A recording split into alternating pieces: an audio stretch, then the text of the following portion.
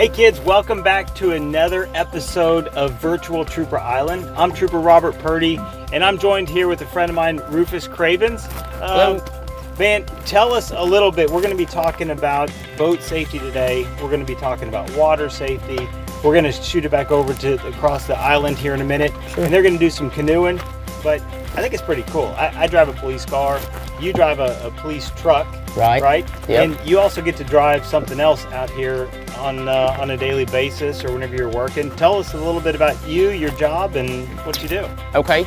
Yeah, like you said, I'm Rufus Cravens. I've been conservation officer with Kentucky Department of Fish and Wildlife for about 14 years, and it's a great job. If you love the outdoors, it's it's always something different going on. Like you said, I've got a cruiser, but it's a truck, a four-wheel drive truck, and then I've got a boat like we're on today out here. Okay.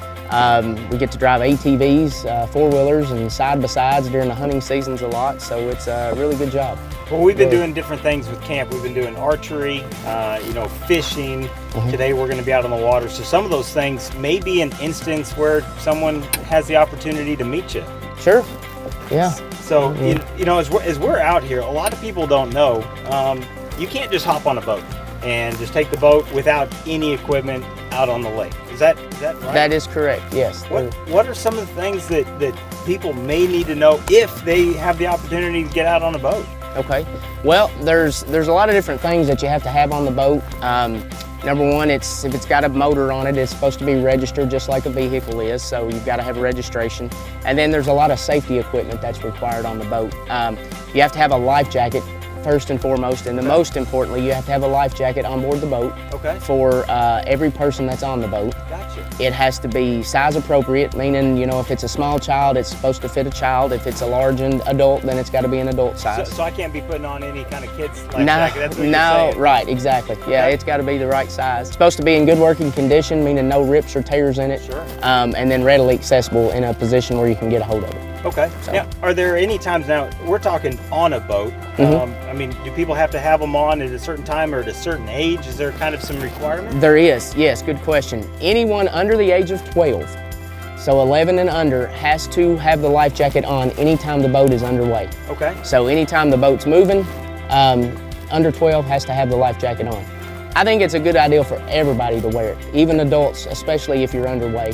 You never know, especially if you're going at a higher speed, you never know, you could hit something under the water, anything like that, go flying forward, hit a head, anything like that. So I think it's a great idea for everybody to wear one while they're out on the water, no matter the age. Now, as a Fish and Wildlife, we can get back to boating in just a second. As a Fish and Wildlife officer, do y'all work drownings or see those, or is that something that possibly can happen? Yes, it is, and we do work drownings. This year alone, so far, middle of July, we're at 37 drownings. 37? 37 drownings so far this year that our department has worked. Wow, and then life jackets, any of them have life jackets on? Not a single one. So what you're saying is something like this can save my life if I get in the water? Yes, exactly. Just like a seatbelt in a vehicle, it greatly reduces the potential for loss of life. And out of those 37 drownings, 32 of them were just people out swimming. They weren't even on a boat? No, weren't even on a boat. Just 5 of them resulted from a boat, some type of accident or whatever drowning after that, but 32 of them were just people out swimming.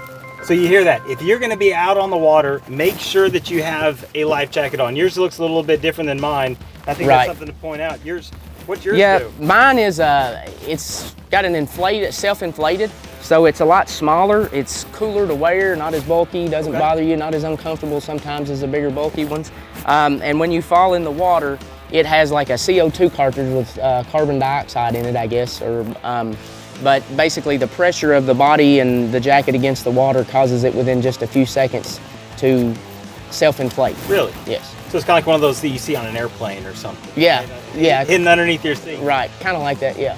And then it has if all else fails, you can pull this string or pull this handle here. No, I'm not going to. It'll have me all bound up. Maybe we'll pull it later. Okay. Well, what else besides life jackets are required on a boat? Just, some of the things that you may have to have. Right. Second thing would be if you have any type of flammable liquid, such as, well, like gasoline for a motor, or if you have a lantern. Okay. You're out fishing in a canoe, but you have a lantern. Any type of flammable liquid, you have to have a fire extinguisher. Really? Okay. On the boat, and you need to make sure that it's in good shape, you know, that it's not expired. A lot of them have a gauge on them. Make sure it's not expired. If the boat is over 16 foot in length, 16 foot and over, you're required to have a Type 4 throw cushion, which would be a good idea to have on any boat, but looks like that. It's got 2 handles on it. Also, the Gilligan's Island buoy, the big round one, also suffices, but most people don't have a place to store it. That's it. So we're not going to just use a life jacket for that. We need to actually have one of these on board to throw in case somebody's overboard. But hopefully they have a life jacket on, right? And we're going to be able to get to them. Yeah, because if you try to just sling a life jacket, it gets caught in the wind and starts flopping and stuff, and that'll throw a lot easier. And one thing we run into a lot with these is a lot of people think these suffice or replace a life jacket. And they do not. That is not a life jacket. That is a Type 4 throw cushion. Something different. Good to know. You can always use it as a seat cushion. Exactly, and a lot of people do in, you know, smaller boats and canoes and stuff like that. So really good to have. And I know whenever we were out driving earlier, you had this red switch on. What is this? That is a kill switch. And basically it hooks to, you can hook it, I've seen people hook it around their wrist. It's made to hook on like a little loop on your jacket, life jacket. You can hook it to a belt clip. But what happens is if for some reason we were to be driving and I were to hit something and it knocks me overboard or it knocks me back out of the driver's seat, then it pulls loose from the boat like that. And comes loose and the engine stops. Just quits. It quits. Because that engine's got a propeller or something on it. And exactly. And if you're not wearing that, a lot of times if you let go of the wheel or you were to fall out or whatever, the wheel is going to turn one way most of the time and the boat's just going to sit there and do a big circle. And we call that the circle of death, because if you get caught in that circle, it's hard to get out of it because the boat's just going to keep circling you and circling you and you can't really swim out of it, you know.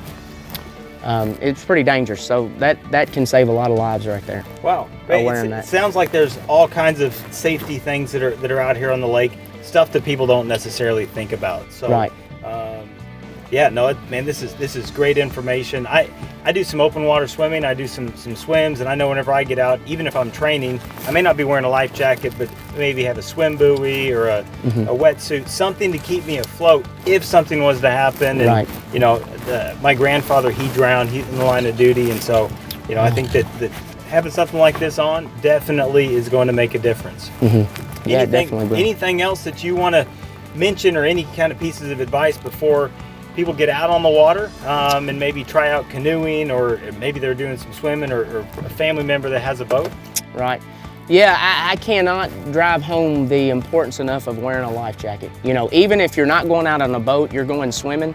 I know a lot of public pools aren't available this year, so people are looking at different options for swimming. You know, it's a lot different swimming in a lake or a stream, a creek, a river than it is swimming in a swimming pool where you can see the bottom.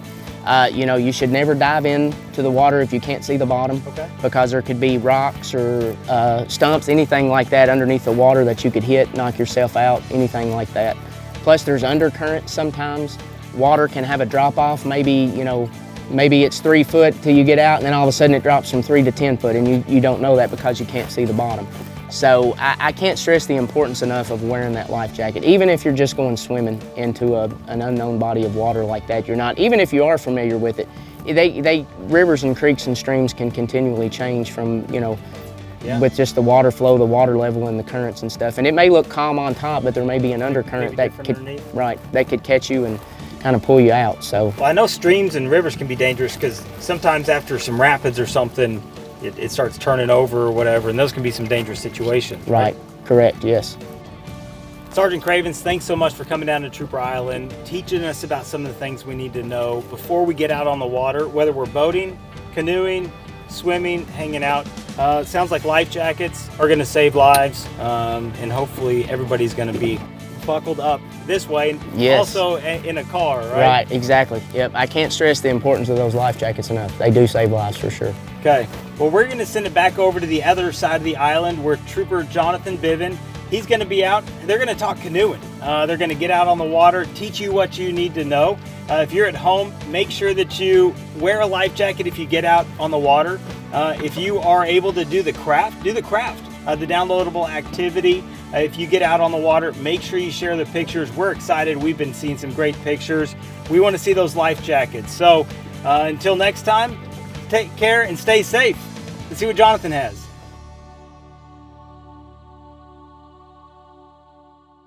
In today's episode, we're going to be discussing canoeing. And today I've brought with me Sergeant Adam Likens of the Kentucky State Police. Now, Sergeant Likens, you have a little bit of a history as well with Trooper Island, don't you? Yes, I do. So how far does your history come back with the island? My history with Trooper Island starts when I was just a camper. I was in a camper here.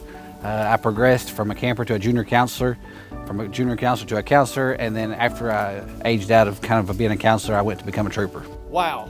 So it all started, your whole state police career all started here at Trooper Island. Yes. Man, that's amazing. So what do you got in store for the kids today? We're going to teach these kids today how to properly canoe so that they, one, have fun, and number two, that they're safe.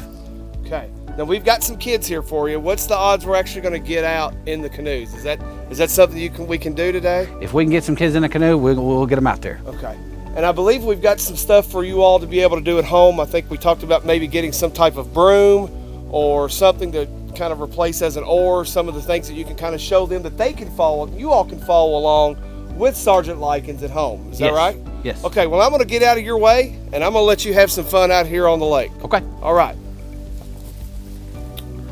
All right, one of the most important things that we have to do first before we get on a canoe, on a lake, on a river, anything like that, is life jacket safety. Now, there's many different types of life jackets. There's life jackets that go on like this one that you see here, and there's ones that go over your neck that wrap around you. So for today, we're going to use this jacket style life jacket, and what we'll do is we'll make sure that it fits good, and we'll do a test to make sure that the life jacket does not go up over the head of the person wearing it.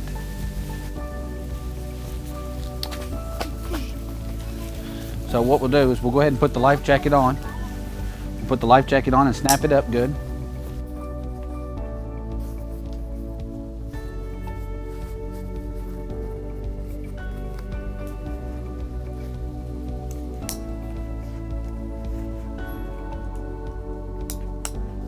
Now, we don't want it too tight so that she can't breathe. We don't want it too loose so that if she were to raise your arms,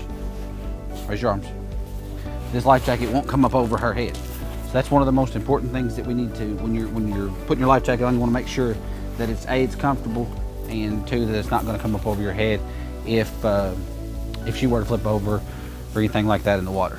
Aside from life jacket safety, which is the most important, the next thing we're going to talk about is how to drive this thing, so to speak, or how to row this canoe when we're out on the lake. So the first thing we're going to do is we're going to get us a paddle, an oar, what we got here. You're going to take your left hand or your weak hand, or the hand that you don't write with, whichever one you choose, call it, put it on the top of this thing to get a good grip handle on it. Take your other hand, your strong hand, grab somewhere down along the where the paddle starts to widen out. Get a good firm grip on it. Now, when you get in the water, in order to drive this thing, the paddle, you're gonna stick your paddle in the water, and just a simple rowing motion is all this takes. And you'll actually switch sides. So you'll have to learn to use both hands to manipulate both sides of the paddle as you're canoeing on the water. So you get out there, you paddle, just simple, deep in the water, and row it back. Switch sides. Now, if you wanna go to the right, let's say you're paddling and you wanna turn to the right. Right. You will take your oars, both of you and your partner, who'll be on the front, or front or back, whichever, and you paddle on the same side. So that will turn your canoe to the right. If you want to go to the left, both of you can switch sides and paddle on the right side to make the canoe go the way you want it. If you're satisfied with the direction you're traveling, you just want to go straight, one person paddle on one side, the other the person that's your partner, he'll paddle on the opposite side going down the road or down the lake. In your house, you'll find a broom, something that's got a handle that widens out. A broom will work best. Just sit on the edge of your couch with your parents' permission, obviously, and just practice your rowing. Turn around, practice switching sides, and that'll teach you how to be ready for when you get out here on the water in a real canoe. Another important safety tip about canoeing is take a buddy with you, and when you do go, tell somebody else where you're going. If they're not going, that way somebody, if you get lost or something happens, somebody knows where you're at, they can come looking for you to help find you. But you never want to paddle alone, always have a buddy with you. Now that we've talked about the safety and how to drive a canoe, the next step we're going to do is getting our canoe into the water. So we've already moved it a little bit closer. So what we're going to do is you're going to set it up and you're going to get your partner, whoever that partner may be. And we will put your paddles in there. One in the front, one in the back. We're going to grab a hold of our canoe and we're going to pull it down to the water line.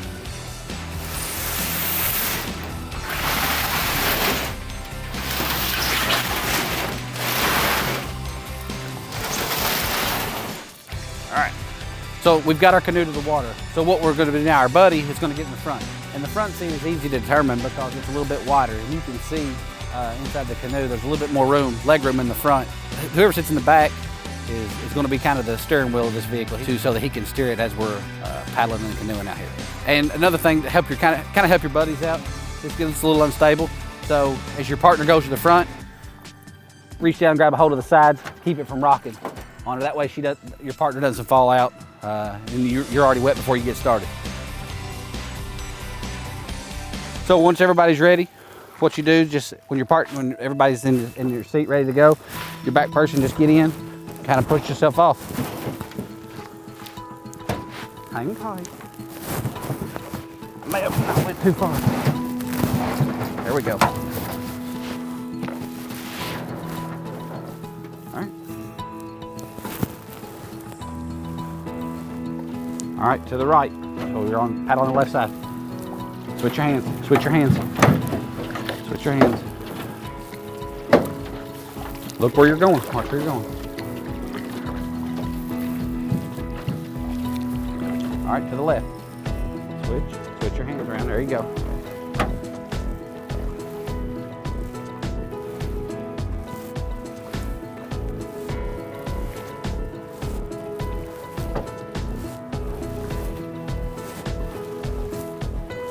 Keep going, just watch out in front of you.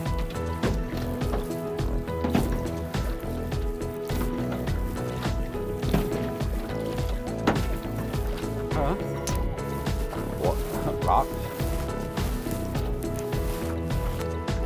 As we come in, easiest part is just go first, and then your partner will get out. Go ahead and get out. Stand up and get out. Go ahead and get out. And then after your partner gets out, it's going to raise up a little bit. Take another stroke, push yourself in, and then that's when you'll be able to get out and walk to safety. Sergeant Likens, Hayden, thank you all so much for showing the kids here all about canoeing. What we need you to do now is share your videos, share the broomstick on the edge of the couch, show us those type of videos. There's also a project that you can download that you make your own canoe. Put those on our Facebook page using hashtag Virtual Trooper Island. And until next episode, we will see you then.